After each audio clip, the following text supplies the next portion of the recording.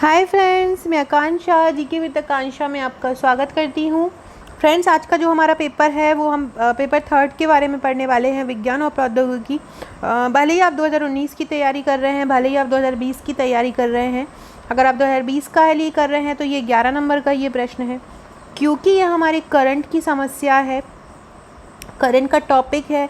हम इस समस्या से जूझ रहे हैं। हमारे यहाँ ग्लोबल वार्मिंग हो रहा है, तापमान बहुत ज़्यादा बढ़ रहा है, कार्बन डाइऑक्साइड बहुत ज़्यादा मात्रा में बढ़ रहा है हमारे पूरे विश्व में। तो ये करंट का टॉपिक है और इस टाइप के प्रश्न जो है वो एग्ज़ाम में आते हैं जो करंट को मेंशन करता हो। तो इसलिए आपको इस टाइप के क्वेश्चन करना है। और अगर आप मेरे चैनल से जुड़े हैं और मुझसे जुड़े हैं तो आप बिल्कुल भी चिंता मत करिए अपनी एग्ज़ाम को लेके। आपका मेंस एग्ज़ाम होने तक मैं बहुत सारे क्वेश्चन का कलेक्शन आपको दे दूंगी और यकीन मानिए उनमें से ही बहुत सारे प्रश्न आएंगे। अगर आप मेरे पर विश्वास करते हैं तो बहुत सारे लोग हैं यूट्यूब में, बहुत अच्छा पढ़ा रहे हैं, सब बहुत अच्छा पढ़ा रहे हैं। मैं किसी का नहीं बोलूँगी कि सब अपनी जगह बेस्ट हैं, लेकिन बस मैं अपना बोलूँगी कि अब मैं आपको वही क्वेश्चन लेके आती हूँ, वही क्वेश्चन का कलेक्शन देती हूँ, वही मैं नोट्स में प्रोवाइड कराती हूँ जो एग्ज़ाम में आना है। 50 जगहों पे मत पढ़िए, भेड़ चाल में बिल्कुल मत जाइए। एक जगह पे फोकस कीजिए, जो आप एक जगह पढ़ रहे हैं वही कीजिए। ज़्यादा से ज़्यादा आंसर लिखिए, ज़्यादा से ज़्यादा आंसर प्रैक्टिस कीजिए। और जितना ज़्यादा आपके पास कलेक्शन होगा, जितना ज़्यादा आप दिमाग लगाएंगे कि इससे हम 3 नंबर बना लें, 6 नंबर बना लें, 15 नंबर बना लें, तो वही आपके लिए एग्ज़ाम में बहुत हेल्पफुल रहेगा। क्योंकि हमारे पास एक टाइम लिमिट में हमको पूरा लिखना होता है पेपर, और उस टाइम के अकॉर्डिंग अगर हम अपना कर लेते हैं और हमको पता है कि ये आंसर आ गया है और हमको इतना लिखना है, यहाँ पे हमको मैप फिट करना है, तो हम बहुत जल्दी अपना पेपर अच्छे से कर पाते हैं। तो चलिए स्टार्ट करते हैं। क्वेश्चन है, वैश्विक ताप वृद्धि क्या है, जलवायु परिवर्तन क्या है, इसके कारण बताएंगे, हम कारण पढ़ेंगे। इसके बाद विश्व स्तर पर इसके लिए क्या प्रयास किए जा रहे हैं वो पढ़ते हैं। 15 नंबर का ये क्वेश्चन है, 2019 के अकॉर्डिंग, 2020 के अकॉर्डिंग आपका रहेगा तो 11 नंबर का रहेगा। अगर सिलेबस नहीं वही रहता है, मेरे को लगता है कि सिलेबस जो है आपका पूर्व वाला ही रहेगा, जैसा कि मैं हमेशा से ही बोलती आई हूँ, क्योंकि गवर्नमेंट चेंज हुई है और पिछली गवर्नमेंट ने किया था, तो शायद वो नीतियाँ दोबारा से लागू नहीं करेंगे जो पिछली सरकार ने बनाई है। तो चलिए स्टार्ट करते हैं। आगे बढ़ने से पहले चैनल को ज़रूर सब्सक्राइब कीजिएगा, ताकि जो भी मैं वीडियो बना रही हूँ उसका इन्फॉर्मेशन आप तक मिलता रहे। और ये मेरे साइंस टेक के नोट्स हैं, आप इन्हें ले सकते हैं, इनमें आपको सभी प्रश्न मिल जाएंगे विज्ञान प्रौद्योगिकी के।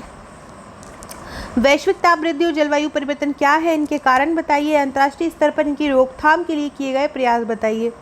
तो क्षोभ मंडल जो पृथ्वी की सबसे पहली परत है हमारे वायुमंडल की, तो क्षोभ मंडल में पृथ्वी की सतह के करीब के वातावरण में औसतन तापमान में वृद्धि को वैश्विक तापमान, क्षोभ मंडल जो वायुमंडल की सबसे पहली परत है, जो मौसम संबंधी घटना है इसी मंडल में होती है।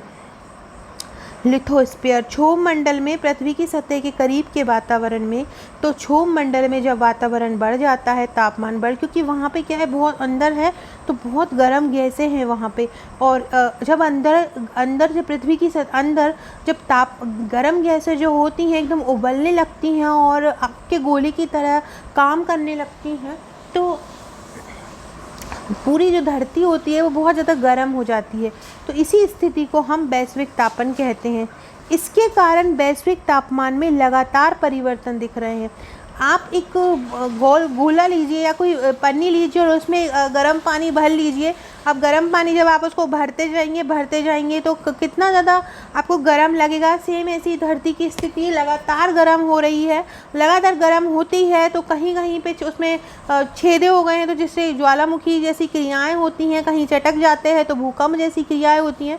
तो ये सभी जो की चीज़ें हैं वो वैश्विक तापमान लगातार परिवर्तन के कारण हो रहे हैं। वैश्विक तापमान बढ़ रहा है, ग्लोबल वार्मिंग बढ़ रही है। मानव की उपभोक्तावादी प्रवृत्ति के कारण, उपभोक्ता मतलब ज़्यादा से ज़्यादा चीज़ों का उपभोग करना, वर्तमान में यह समस्या एक विकराल रूप धारण कर चुकी है। तो मानव की उपभोक्तावादी प्रवृत्ति कर, अब उपभोग चाहिए उन्हें, बहुत आलीशान जीवन चाहिए मनुष्य को, तो उस आलीशान जीवन के चक्कर में वो हमारे पर्यावरण है, हमारा जो वन है, उनको नष्ट कर रहे हैं, और वो वर्तमान स्थिति को देख रहे हैं, वो आने वाला भविष्य नहीं देख रहे हैं। तो ये हमने इंट्रो लिया। अब हम कारण लिखेंगे कि क्यों बढ़ रहा है। लगातार तापमान का बढ़ना मतलब कार्बन डाइऑक्साइड की मात्रा बढ़ना। देखिए मैं आपको एक एग्जांपल बताती हूँ कि जैसे कि वन है, अब वन हम काट रहे हैं तो वन हमारे लिए किस प्रकार से हेल्प कर रहे हैं। हम सांस लेते हैं और सांस छोड़ते हैं। अब हमने सांस रिलीज करी, हमने कार्बन डाइऑक्साइड को छोड़ा। उस कार्बन डाइऑक्साइड को कौन ग्रहण करता है? पेड़ ग्रहण करते हैं। अब अगर वो पेड़ नहीं होंगे तो कार्बन डाइऑक्साइड कहाँ जाएगा? कार्बन डाइऑक्साइड वातावरण में ही रहेगा। अब वातावरण में रहेगा मतलब तापमान कैसा होगा? गर्म होगा। अगर पेड़ होंगे तो वो कार्बन डाइऑक्साइड पेड़ में चले जाएगा, और पेड़ में चला जाएगा तो कार्बन डाइऑक्साइड की मात्रा हमारे वातावरण से कम हो जाएगी। तो यही एक सबसे मेन कारण है वातावरण का गर्म होने का, कार्बन डाइऑक्साइड की मात्रा का गर्म ज़्यादा होने का, वनों की अंधाधुंध कटाई। ज़रूरत से ज़्यादा काट रहे हैं, घर बनाने के लिए जगह नहीं है, ज़मीन नहीं है तो वनों को काटा जा रहा है, लकड़ी के लिए काटा जा रहा है, वनों को लगातार काटा जा रहा है, जिसके कारण क्या होता है? ग्रीन हाउस गैस उत्पन्न होती हैं, जहरीली गैसें उत्पन्न होती हैं, जल जो होता है गर्म हो रहा है, वाष्प बन रहा है, कार्बन डाइऑक्साइड की मात्रा ज़्यादा से ज़्यादा बन रही है। तो इस प्रकार से ये सभी चीज़ें मिल रही हैं। तो वनों की अंधाधुंध कटाई के कारण ये सभी परिणाम सामने आ रहे हैं। ग्रीन हाउस गैस बहुत ज़्यादा जहरीली हो रही है, जिसके कारण जल भी वाष्प रूप में बन रहा है, कार्बन डाइऑक्साइड बहुत ज़्यादा मात्रा में बन रही है, जिसके कारण मीथेन जैसी गैसों का निर्माण हो रहा है। नाइट्रोजन डाइऑक्साइड बन रही है, जो कि नाइट्रोजन डाइऑक्साइड जैसे कि ये NO2 होगा फ्रेंड। तो नाइट्रोजन डाइऑक्साइड क्या होता है? गाड़ियों से निकलने वाला जो धुआं है उनमें ये नाइट्रोजन डाइऑक्साइड है। वातावरण में जो घूम रही है नाइट्रोजन, वो ऑक्सीजन से रिएक्ट करके नाइट्रोजन डाइऑक्साइड बना रही हैं। तो इस प्रकार से काला कार्बन का निर्माण हो रहा है। तो वनों की अंधाधुंध कटाई से ये सभी कारण है।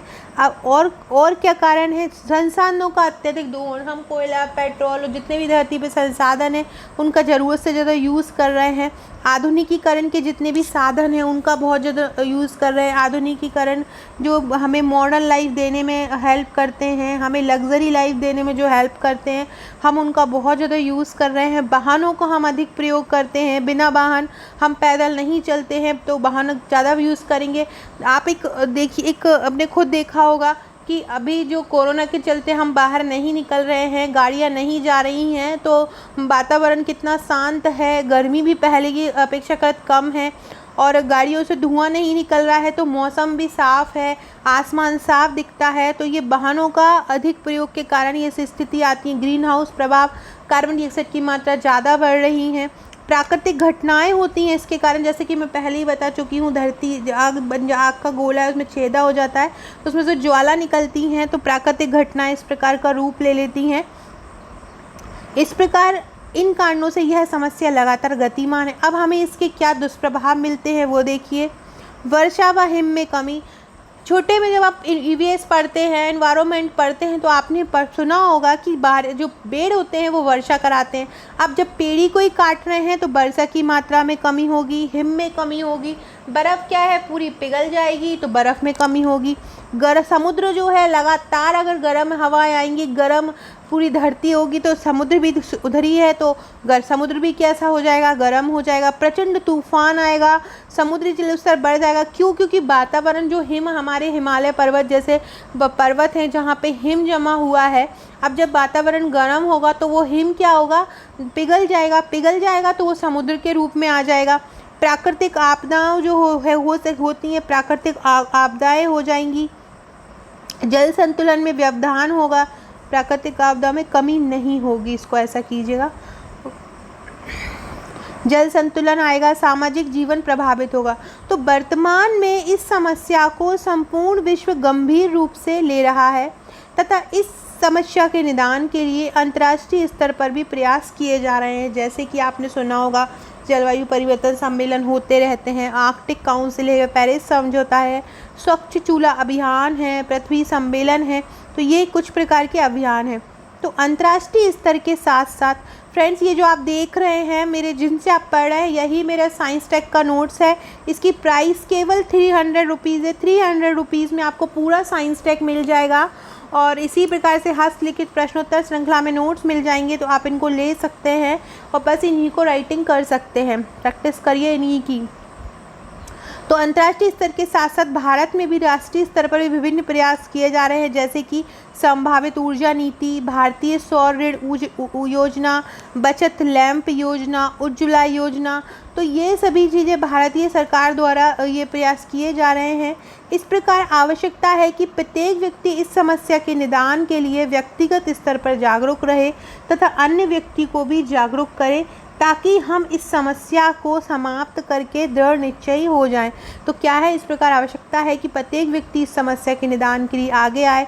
हर व्यक्ति देखिए, सरकार कुछ नहीं होती, व्यक्ति को खुद ही आगे आना पड़ता है। अब ये जो कोरोना का चल रहा है, इसमें सरकार अपना प्रयास जारी रखी है, लेकिन व्यक्ति को भी अपना पर्सनल खुद ध्यान रखना चाहिए, नहीं ज़्यादा घूमना चाहिए। अगर बाहर है तो जहाँ पे है वहीं रहना चाहिए। एक जगह से दूसरी जगह पे आने पे उस क्षेत्र को भी नुकसान पड़ता है, उस जोन को भी नुकसान पड़ता है, लेकिन व्यक्ति ये चीज़ समझता ही नहीं है। तो हर कोई भी अगर चीज़ है, कोई भी अगर समस्या आ रही है, तो हर व्यक्तिगत समस्या है और हर व्यक्ति को ध्यान रखना चाहिए, ना कि सरकार के ऊपर जिम्मेदारी सौंपना चाहिए।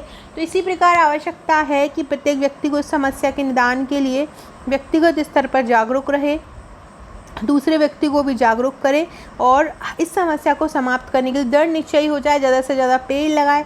आपके घर में कोई भी फंक्शन हो, जैसे कि आपका जन्मदिन हो, आपके घर में किसी का जन्मदिन हो, एक पेड़ लगाएं। ज़्यादा से ज़्यादा लोगों को इसके लिए जागरूक करें ताकि आने वाले समय में इस समस्या से बचा जा सके और हमारी जो पृथ्वी है हम उसको बचाया जा सके इन आपदाओं से। तो फ्रेंड्स, ये थे हमारा आज का क्वेश्चन था। ये मेरे नोट्स हैं फ्रेंड्स, आप इन्हें परचेज़ कर सकते हैं। इनके आगे इनके नोट्स की डिटेल दी गई है, तो आप इन्हें ले सकते हैं। साथ में फ्रेंड्स, ये मेरे मध्य प्रदेश स्पेशल के नोट्स हैं, सबसे इम्पॉर्टेंट है मेरे अकॉर्डिंग, क्योंकि मध्य प्रदेश से संबंधित प्रश्न बहुत आते हैं। ज्योग्राफी में, आपका इको में, इतिहास में मध्य प्रदेश से संबंधित प्रश्न रहते हैं, तो इसलिए मैंने मध्य प्रदेश का अलग से मध्य प्रदेश स्पेशल नोट्स निकाला है। तो आप इसको ले सकते हैं। इसकी सॉफ्ट कॉपी, हार्ड कॉपी दोनों अवेलेबल हो जाएगी। सॉफ्ट कॉपी आपको कम में मिल जाएगी, तो आप स्वयं प्रिंट निकाल सकते हैं, और इसका हार्ड कॉपी भी आपके घर तक पहुंच जाएगा। तो आप दोनों में से कोई भी लेना चाहते हैं तो आप मुझे व्हाट्सअप कर सकते हैं 6260190944 पे। साथ ही साथ फ्रेंड्स, अगर आप मेरा ये साइंस टेक का नोट्स परचेज़ करना चाहते हैं जिनसे आप पढ़ रहे हैं, तो इनकी प्राइस 300 रुपीज़ है, तो आप इन्हें भी परचेज़ कर सकते हैं। सो फ्रेंड्स, वीडियो अच्छा लगा हो तो लाइक ज़रूर कीजिएगा, शेयर कीजिएगा और ज़्यादा से ज़्यादा पढ़िएगा, ज़्यादा से ज़्यादा राइटिंग कीजिएगा। Okay friends, thank you.